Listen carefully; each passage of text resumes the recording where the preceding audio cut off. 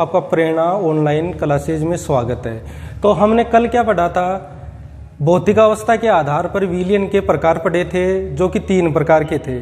ठोस अवस्था विलयन है, द्रव अवस्था विलयन है और गैस अवस्था विलयन। अब हम विलयन के प्रकार दोबारा पढ़ेंगे। ये विलयन के प्रकार किस पर आधारित होंगे? ये विलय की मात्रा पर आधारित होंगे। विलय की मात्रा जो कि विलयन में क्या होगी? उपस्थित होगी। ठीक है ना? विलयन के प्रकार पढ़ेंगे और ये किसकी मात्रा पर डिपेंड रहेंगे? विलय की मात्रा पर। तो हम सबसे पहले बात करेंगे संतृप्त विलयन। संतृप्त विलयन, संतृप्त विलयन जिसको हम सैचुरेटेड सॉल्यूशन कहते हैं, उसके बारे में बात करेंगे। तो इसकी सबसे पहले हम डेफिनेशन देते हैं। तो इसकी डेफिनेशन क्या होगी? अगर दिए गए ताप पर किसी विलयन में और विलेय पदार्थ नहीं घोला जा सकता है, तो वो जो विलयन बनेगा उसको हम क्या कहेंगे? संतृप्त विलयन कहेंगे। दोबारा रिपीट करो। अगर दिए गए निश्चित ताप पर किसी विलयन में और विलेय पदार्थ नहीं घोला जा सकता है, तो जो विलयन बनेगा उसको हम क्या कहेंगे? संतृप्त विलयन कहेंगे। जैसे बच्चों, हम एक बीकर लेते हैं और बीकर में कुछ मात्रा में हम जल ले लेते हैं। जैसे हमने जल ले लिया 100 ml, 100 मिलीलीटर जल मैंने एक बीकर में ले लिया और तापमान इस दौरान कितना है? 25 डिग्री सेल्सियस है। तो इस 100 ml जल में मैंने 20 ग्राम सुक्रोस को घोल दिया। ठीक है, और ये सुक्रोस इसमें डिजोल्व हो गया या घुल गया। तापमान मैं इस दौरान नियत ही रखूंगा। कितना रखूंगा? 25 डिग्री सेल्सियस। अब मैं मान लेता हूं कि ये क्या बन गया? संतृप्त विलयन बन गया। तो इस ताप पर 25 डिग्री सेल्सियस ताप पर ये जो विलयन बना है, अगर मैं इसमें और सुक्रोस घोलने का प्रयास करूंगा तो वो नहीं घुलेगी। ठीक है, मतलब इस दिए गए ताप पर ये विलयन क्या बन गया? संतृप्त विलयन बन गया और इसमें और विलेय पदार्थ अब नहीं घोला जा सकता। तो इस प्रकार का जो विलयन होता है उसको हम क्या कहते हैं? संतृप्त विलयन कहते हैं। बच्चों, संतृप्त विलयन की एक अन्य परिभाषा भी है जिसको भी हम क्या कर लेते हैं? डिस्कस कर लेते हैं। ऐसा विलयन, ठीक है ना, ऐसा विलयन है जिसमें विलेय पदार्थ विलयन के बिना घुले हुए विलेय के साथ क्या होता है? साम्य अवस्था में होता है। क्या कहलाता है? संतृप्त विलयन कहलाता है। अर्थात संतृप्त विलयन में विलेय पदार्थ की विलयन में घुलने और विलयन से बाहर निकलने की दर क्या हो जाती है? बराबर हो जाती है। और ये विलयन क्या कहलाएगा? हमारा संतृप्त विलयन या सैचुरेटेड विलयन कहलाएगा। अब दूसरा हम बात करते हैं, अगला असंतृप्त विलयन।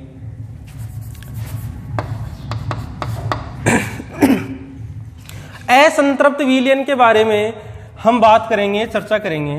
तो जैसे मैं यही प्रयोग कर लेता हूं, मैं एक बीकर में 100 ml जल ले लेता हूं। ठीक है, और इस दौरान तापमान 25 डिग्री सेल्सियस रहता है और मैं इस 100 ml जल में 15 ग्राम सुक्रोस मिला देता हूं। तो यहां पर विलयन तो हमारा बन जाएगा, लेकिन बच्चों ध्यान में रखिए, हमने पहले जो विलयन बनाया था उसमें 100 ml जल में कितना सुक्रोस विलय किया था? 20 ग्राम। लेकिन जो दूसरी परिस्थिति है, इसमें 25 डिग्री सेल्सियस पर 100 ml जल है, उसमें मैंने 15 ग्राम सुक्रोस ही क्या किया है? विलय किया है। और आप जानते हो कि मैं इसमें 5 ग्राम सुक्रोस और विलय कर सकता हूं ना। तो बोलिए, ये कैसा विलयन है? असंतृप्त विलयन है। क्योंकि इसमें अभी तक और विलेय पदार्थ घोला जा सकता है। कितना विलेय पदार्थ और घोला जा सकता है? 5 ग्राम विलेय पदार्थ और घोला जा सकता है। तो ये विलयन बनेगा, क्या बनेगा? असंतृप्त विलयन। तो असंतृप्त विलयन की परिभाषा क्या होगी? ऐसा विलयन जिसमें दिए गए ताप पर और विलेय पदार्थ घोला जा सकता है, क्या कहलाता है? असंतृप्त विलयन कहलाता है। दोबारा रिपीट करें, ऐसा विलयन जिसमें दिए गए ताप पर और विलेय पदार्थ घोला जा सकता है असंतृप्त विलयन कहलाता है। अब असंतृप्त जो विलयन होता है उनको अगेन दोबारा कितने भागों में बांटा जाता है? 2 भागों में बांटा जा सकता है। एक तो होता है तनु विलयन, तनु विलयन डाइल्यूट सॉल्यूशन, और दूसरा होता है सांद्र विलयन।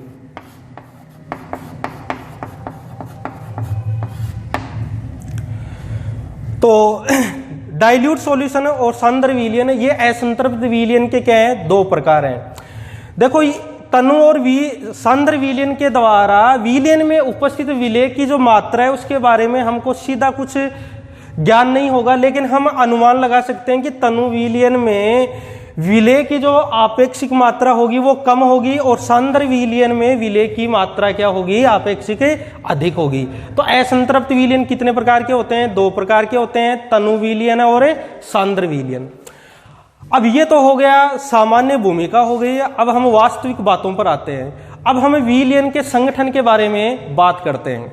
और विलयन का जो संगठन होता है वो विलयन की सांद्रता के द्वारा क्या किया जाता है? व्यक्त किया जाता है। और इसमें कई प्रकार की इकाइयां आएंगी, कई प्रकार के मात्रक आएंगे और हम उसी के अकॉर्डिंग इनको क्या करेंगे? डिस्कस करेंगे।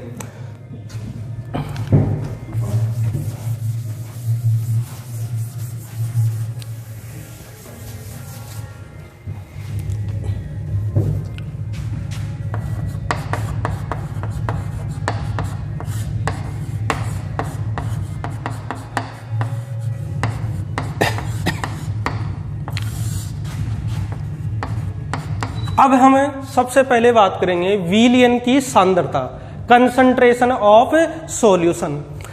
तो विलयन की सांद्रता क्या होती है सामान्य शब्दों में, उसके बारे में हम विचार करते हैं। निश्चित ताप पर, ठीक है ना, ताप यहां पर निश्चित रखना पड़ेगा। निश्चित ताप पर विलायक की निश्चित मात्रा में घुली हुई विलेय की मात्रा विलेय की क्या कहलाती है? सांद्रता कहलाती है। दोबारा रिपीट करें, विलेय निश्चित ताप पर विलायक की निश्चित मात्रा में घुली हुई विलेय की मात्रा विलयन की क्या कहलाती है? सांद्रता कहलाती है। किसी भी विलयन का जो संगठन होता है वो उसकी सांद्रता के द्वारा क्या किया जाता है? व्यक्त किया जाता है। कोई भी जो विलयन होता है उसका जो संगठन होता है वो किसके द्वारा व्यक्त किया जाता है? उसकी सांद्रता के द्वारा व्यक्त किया जाता है। और इस सांद्रता के लिए 3 अलग अलग प्रकार के जो मात्रक होते हैं वो क्या है? हम काम में लेंगे। और ये 3 मात्रक क्या होंगे? इनमें 2 मात्रक हम मुख्य रूप से काम में लेते हैं, जो तीसरा मात्रक होता है वो कम ही काम में लेते हैं। तो पहला होता है भार,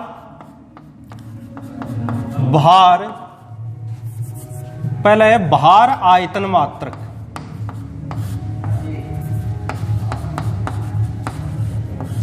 दूसरा हमारा जो होगा वो होगा भार मात्रक।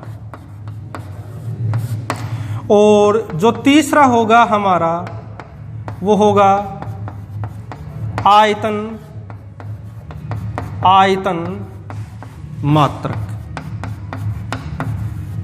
तो बच्चों ध्यान दो, विलयन की सांद्रता के बारे में हम विचार कर रहे हैं और ये किस किस प्रकार से व्यक्त की जाती है। तो पहले देखें हमें भार आयतन मात्रक। तो देखिए यहां पर विलेय का क्या लिया जाएगा? भार लिया जाएगा। विलेय का क्या लिया जाएगा? भार। जबकि विलायक या विलयन का यहां पर क्या लिया जाएगा? आयतन लिया जाएगा। विलायक या विलयन का हम क्या काम में लेंगे? आयतन। विलेय का क्या लेंगे हम? भार। और विलायक या विलयन का क्या लेंगे? आयतन। फिर दूसरी स्थिति आती है, इसमें विलेय का वापस हम क्या लेंगे? भार लेंगे। और विलेय या जो विलायक या जो विलयन होता है उसका भी हम क्या काम में लेंगे? भार काम में लेंगे। और जो तीसरा होता है उसमें विलेय का हम क्या काम में लेंगे, आयतन काम में लेंगे। और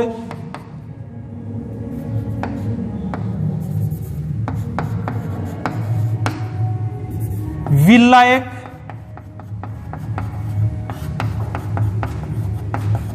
या विलयन का क्या लेंगे, आयतन काम में लेंगे। तो दोबारा एक बार रिपीट करें, भार आयतन जो मात्रक होता है उसमें विलेय का भार का काम में लेंगे, जबकि विलायक या विलयन का क्या काम में लेंगे, आयतन काम में लेंगे। दूसरी स्थिति में जो भार मात्रक होता है उसमें विलेय का भार काम में लेंगे और विलायक या विलयन का क्या काम में लेंगे, भार काम में लेंगे। तीसरा जो होता है आयतन मात्रक, इसमें विलेय का भी आयतन काम में आएगा और विलायक या विलयन का भी क्या आएगा, आयतन काम में आएगा। अब हम सबसे पहले पढ़ेंगे भार आयतन मात्रक। ठीक है बच्चों, मैंने आपको बताया था कि 3 प्रकार के तरीके से हम व्यक्त कर सकते हैं। तो पहला हम पढ़ेंगे भार आयतन मात्रक। भार आयतन मात्रक में जो इकाइयां होती है वो 4 प्रकार की होती है। कितने प्रकार की होती है, 4 प्रकार की होती है। पहली होती है द्रव्यमान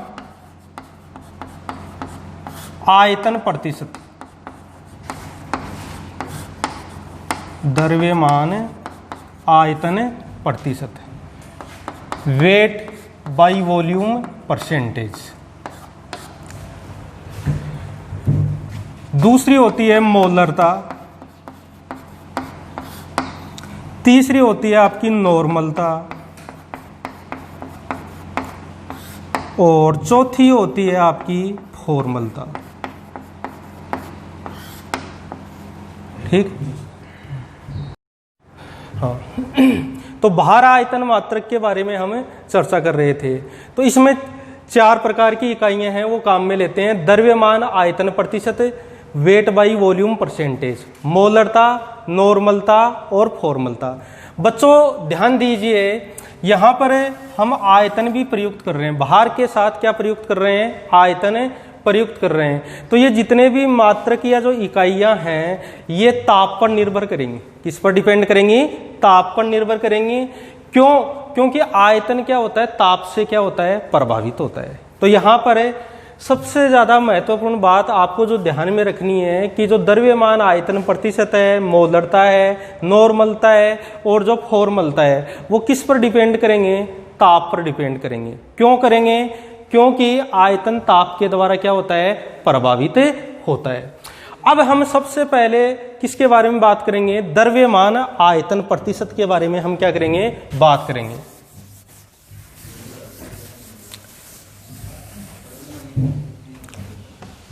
पहले हम बात करेंगे द्रव्यमान आयतन प्रतिशत, वेट बाई वॉल्यूम परसेंटेज। तो बच्चों पहले डेफिनेशन और फिर इसका हम उदाहरण सहित इसको पढ़ेंगे।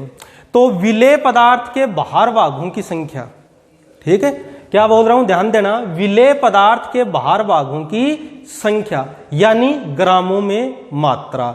जो विलयन के 100 भागों में, 100 आयतन भागों में अर्थात 100 मिलीलीटर में उपस्थित होती है, द्रव्यमान आयतन प्रतिशत कहलाती है। दोबारा, विलेय पदार्थ के बाहर भागों की संख्या अर्थात ग्रामों में मात्रा जो विलयन के 100 आयतन भागों में अर्थात 100 मिलीलीटर में उपस्थित होती है, क्या कहलाती है, द्रव्यमान आयतन प्रतिशत कहलाती है। जैसे मैं एक विलयन के बारे में लिख रहा हूं कि मेरे पास सुक्रोज का 5% वेट बाई वॉल्यूम सॉल्यूशन है। मेरे पास शर्करा का 5% वेट बाई वॉल्यूम जो सॉल्यूशन है उपस्थित है। तो इसका अर्थ क्या है बच्चों, इसका अर्थ यह है कि मैं 5 ग्राम सुक्रोज को, किसको, 5 ग्राम सुक्रोज को इतने जल में घोलूंगा कि परिणामी जो विलयन बनेगा उसका आयतन कितना हो जाएगा, 100 ml हो जाएगा। परिणामी जो विलयन है उसका आयतन 100 ml हो जाएगा। तो इस विलयन का द्रव्यमान आयतन प्रतिशत कितना होगा? 5% होगा। कितना होगा? 5%। क्यों? क्योंकि 100 ml विलियन में विलेय पदार्थ कितना उपस्थित है? 5 ग्राम उपस्थित है, या इसके 5 बाहर भाग उपस्थित है। इसी प्रकार जैसे मैं ये कहूं कि मेरे पास 10% पोटेशियम क्लोराइड का वेट बाई वॉल्यूम परसेंटेज विलियन उपस्थित है, तो इसका क्या अर्थ है बच्चों? इसका अर्थ यह है कि मैं 10 ग्राम पोटेशियम क्लोराइड को जल में इतना घोलूंगा कि परिणामी विलियन का आयतन कितना हो जाएगा? 100 ml हो जाएगा। कितना हो जाएगा? 100 ml। और 100 ml में पोटेशियम क्लोराइड है, उसका कितना ग्राम या उसके कितने बाहर भाग उपस्थित होंगे? 10 ग्राम। कितने उपस्थित होंगे? 10 ग्राम। तो बच्चों यहां पर ध्यान दो, विलेय पदार्थ है उसका द्रव्यमान क्या आ रहा है? काम में आ रहा है। और जो विलियन बन रहा है उसका क्या काम में आ रहा है? आयतन काम में आ रहा है। इसका हम एक और एग्जाम्पल लेते हैं। फॉर एग्जाम्पल के लिए, जैसे मेरे पास 2% में 2% वेट बाई वॉल्यूम का NaCl का 500 ml विलियन बनाना चाहता हूं। 2% वेट बाई वॉल्यूम का NaCl का कितना विलियन है? 500 ml विलियन बनाना चाहता हूं, तो मेरे को कितने ग्राम सोडियम क्लोराइड की आवश्यकता होगी? तो देखिए इसको कैसे सोल्व करते हैं हम। ये हमारा क्या हो गया? 2%, क्योंकि हमारा जो विलियन है उसकी वेट बाई वॉल्यूम परसेंटेज कितनी दी हुई है? 2% दी हुई है। विलेय पदार्थ जो है उसका जो द्रव्यमान है या जो बाहर है वो क्या आ जाएगा? ऊपर आ जाएगा। ठीक है। और जो परिणामी विलियन बनेगा उसका जो आयतन है वो कहाँ आएगा? नीचे आएगा। और परिणामी विलियन कितना बनाना चाह रहे हैं? हमें 500 बनाना चाह रहे हैं, 500 ml। ठीक है। और कितने से गुणा करेंगे? 100 से गुणा करेंगे। ठीक है। अब हमको क्या ज्ञात करना है? WB ज्ञात करना है। WB क्या है? विलेय पदार्थ NaCl की मात्रा है। तो इसको सोल्व करते हैं हमें। तो WB गुणा 100 बराबर 2 गुणा 500, और WB हमारा क्या आ जाएगा? 2 गुणा 500 बट्टा 100। तो इसको सोल्व करेंगे तो हमारा कितना आ गया? 10 ग्राम। कितना आ गया? 10 ग्राम। मतलब क्या है कि सोडियम क्लोराइड का 2% वेट बाई वॉल्यूम का 500 ml का विलियन बनाने के लिए हमको कितने ग्राम सोडियम क्लोराइड की आवश्यकता होगी? 10 ग्राम की। और दूसरी बात, 2% वेट बाई वॉल्यूम जो सोडियम क्लोराइड का जो सॉल्यूशन होता है, इसका मीन्स या अर्थ क्या होता है कि 2 ग्राम सोडियम क्लोराइड को जल में इतना घोलते हैं कि जो विलियन बने उसका टोटल आयतन कितना हो जाए? 100 ml। और अगर विलियन टोटल हम 500 ml बनाना चाहते हैं तो उसमें फिर हमको कितना सोडियम क्लोराइड विलेय करना पड़ेगा? 10 ग्राम सोडियम क्लोराइड हमको क्या करना पड़ेगा? विलेय करना पड़ेगा। तो ये हमने क्या पढ़ा? द्रव्यमान आयतन प्रतिशत। द्रव्यमान आयतन प्रतिशत में विलेय का हम क्या लेंगे? बाहर लेंगे, और विलियन का हम क्या काम में लेंगे? आयतन काम में लेंगे। हाँ तो बच्चों, अब हम जो दूसरी इकाई है उसके बारे में बात करेंगे, विलियन की सांद्रता को व्यक्त करने की मोलरता। इसको इंग्लिश में हम क्या कहते हैं? मोलेरिटी। और इसको शॉर्ट में कैपिटल M के द्वारा हम क्या करते हैं? डिनोट करते हैं। तो सबसे पहले हम देखेंगे कि मोलरता क्या होती है। तो 1 लीटर विलियन में घुले हुए विलेय पदार्थ के मोलों की संख्या विलियन की क्या कहलाती है? मोलरता कहलाती है। दोबारा ध्यान दो, 1 लीटर विलियन में घुले हुए विलेय पदार्थ के मोलों की संख्या क्या कहलाती है? मोलरता कहलाती है। तो इसको देखिए हम कैसे व्यक्त करते हैं मोलरता। ऊपर हमारे क्या आ जाएंगे? विलेय पदार्थ के मोल, विलेय पदार्थ के मोल, और नीचे क्या आ जाएगा? विलियन का आयतन आ जाएगा। किसमें? लीटर में। विलियन का आयतन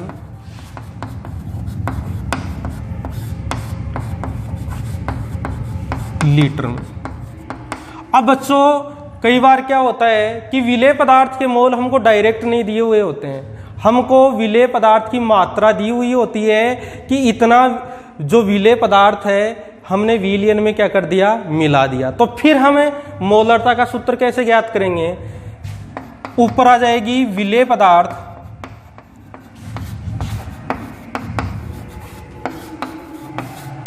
की मात्रा, ऊपर क्या जाएगी, विलेय पदार्थ की मात्रा, नीचे क्या आएगा बच्चों, विलेय पदार्थ का अणुभार, विलेय पदार्थ का अणुभार गुणा विलयन का आयतन लीटर में।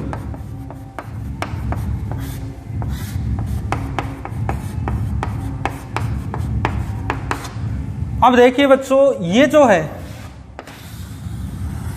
इससे हमको क्या प्राप्त हो जाएगा, विलेय पदार्थ के मोल प्राप्त हो जाएंगे। क्या प्राप्त हो जाएंगे, मतलब विलेय पदार्थ की मात्रा में विलेय पदार्थ के अणुभार का हम भाग देंगे तो हमको क्या प्राप्त हो जाएगा, विलेय पदार्थ के मोल, और ये विलयन का आयतन लीटर में है। अब कई बार क्या होता है कि विलयन का आयतन क्या होता है भाई, लीटर में नहीं दिया हुआ होता है, वो मिलीलीटर में दिया हुआ होता है। तो हम ये मान लें कि W ग्राम पदार्थ V मिलीलीटर विलयन में उपस्थित है, तो मोलरता का क्या सूत्र बनेगा, इसका सूत्र ये बनेगा, हम जानते हैं कि मोलरता को किसके द्वारा हमें प्रदर्शित करेंगे, कैपिटल M। ऊपर हमारा क्या आ जाएगा, विलेय पदार्थ का दिया गया द्रव्यमान, ठीक है ना।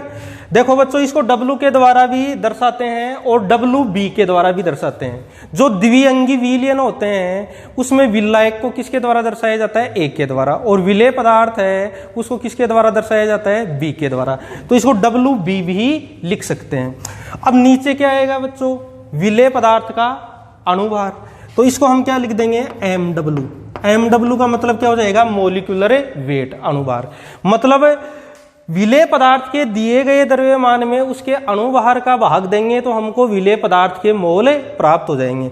अब देखो बच्चों, मैंने क्या कहा कि विलयन का जो आयतन है वो किस में नहीं दिया हुआ, लीटर में नहीं दिया हुआ है, किस में दिया हुआ है, मिलीलीटर में। अब मान लीजिए V मिलीलीटर आपके पास क्या है, विलयन है, तो आपको पता है कि 1 लीटर जो होता है उसमें कितने मिलीलीटर होते हैं, 1000 होते हैं। तो ये जो V आयतन दिया हुआ है विलयन का मिलीलीटर में, इसका लीटर बनाने के लिए इसमें कितने का भाग देंगे, 1000 का भाग देंगे। यहां पर 1000 लिख देंगे, और 1000 कहां चले जाएंगे, ऊपर चले जाएंगे।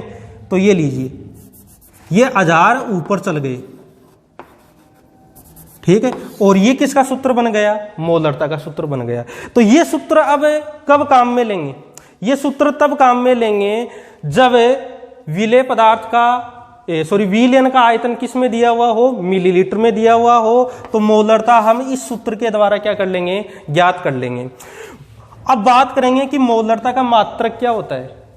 मोलरता का मात्रक होता है मोल लीटर इनवर्स।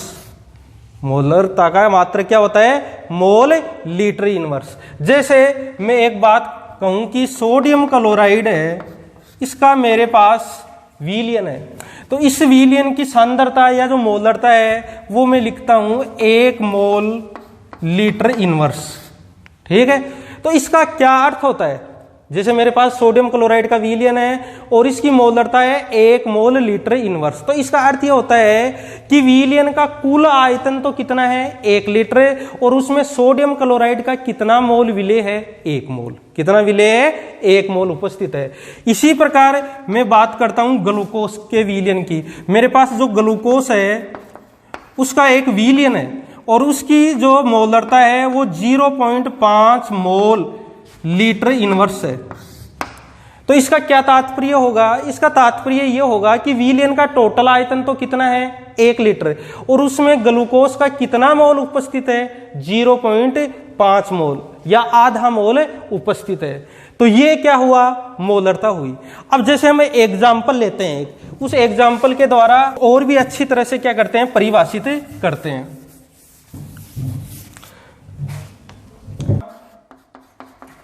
NaOH को घोलकर 500 ml विलयन बनाया गया, मतलब 20 ग्राम NaOH को जल में इतना घोलते हैं कि जो विलयन बनता है उसका आयतन कितना प्राप्त होता है, हमको 500 ml प्राप्त होता है। तो इस विलयन की मोलरता ज्ञात करनी है, आपको मोलरता ज्ञात करनी है। तो मोलरता कैसे ज्ञात करनी है, देखो बच्चों, ये 500 ml क्या है, विलयन का आयतन है, और ये आयतन किस में दिया हुआ है, मिलीलीटर में दिया हुआ है। किस में दिया हुआ है, मिलीलीटर में, लीटर में नहीं दिया हुआ है। और ये 20 ग्राम क्या दी हुई है, NaOH की मात्रा दी हुई है। ठीक है, तो हमारा सूत्र क्या था, कैपिटल M बराबर W गुणा 1000 बट्टा MW गुणा V। ठीक है, ये मोलरता का सूत्र था। तो यहां पर हमारा W, इसको WB भी कह सकते हैं, मैंने बताया था आपको, ये कितना है, 20 ग्राम। ठीक है, अब MW क्या होता है बताइए, आणविक भार होता है। क्या होता है, आणविक भार। तो ये कितना होता है NaOH का, 40 ग्राम मोल इनवर्स होता है। कितना होता है, 40 ग्राम मोल इनवर्स। कैसे ज्ञात किया, देखिए इसको ज्ञात करने का तरीका देखिए। सोडियम है, उसका एक का कितना होता है, 23। हाइड्रोजन का कितना होता है, 1, तो 23 और 1 कितने हो गए, 24। और ऑक्सीजन का कितना होता है, 16। तो ये कितने हो गए, 40 हो गए। तो सोडियम हाइड्रोक्साइड है, ठीक है ना, इसके एक अणु का द्रव्यमान कितना होगा, 40 U होगा। अब मैं ये कह दूं कि मेरे पास सोडियम हाइड्रोक्साइड की कितनी इकाइयां हैं, 1 मोल इकाइयां हैं। तो U हटाकर हम क्या लगा देंगे, G लगा देंगे। तो 1 मोल का कितना होगा, 40 ग्राम। तो ये 40 ग्राम मोल इनवर्स क्या प्रदर्शित करता है कि 1 मोल सोडियम हाइड्रोक्साइड का द्रव्यमान कितना होता है, 40 ग्राम होता है। ठीक है, हमारा आयतन कितना दिया हुआ है, 500 ml दिया हुआ है। तो ये सारी वैल्यू यहां पर हम क्या करते हैं, पुटअप करते हैं। तो ये देखिए कीजिए, W कितना दिया हुआ है, 20 गुणा 1000 बट्टा मोलिकुलर वेट कितना था, 40 था, और ये कितना था, 500 था। तो चलो इसको सोल्व करते हैं। तो ये 2 आ गए, ये 1 आ गए, ये 2 से 2 कैंसिल हो गया। 1 मोल लीटर इनवर्स। ये जो विलयन बनाए हैं इसकी क्या आ गई, मोलरता आ गई। इसका अर्थ क्या है, इसका अर्थ यह है कि 1 लीटर विलयन में सोडियम हाइड्रोक्साइड का कितना उपस्थित है, 1 मोल उपस्थित है। ठीक है, 1 लीटर कुल विलयन है और उसमें सोडियम हाइड्रोक्साइड का कितना मोल उपस्थित है, 1 मोल उपस्थित है। तो ये क्या हो गई, विलयन की मोलरता हो गई। और इस सूत्र का हम क्या करेंगे, यूज करेंगे जब विलयन का जो आयतन है वो किस में दिया हुआ हो, मिलीलीटर में। ठीक है, अगर मिलीलीटर में नहीं दिया हुआ हो तो ये 1000 है, यहां पर रखने की हमको कोई आवश्यकता नहीं होगी। तीसरी बात, चूंकि मोलरता है उसमें विलयन का हम आयतन प्रयुक्त कर रहे हैं, तो विलयन की जो मोलरता होती है वो ताप के द्वारा क्या होती है, प्रभावित होती है। ठीक है,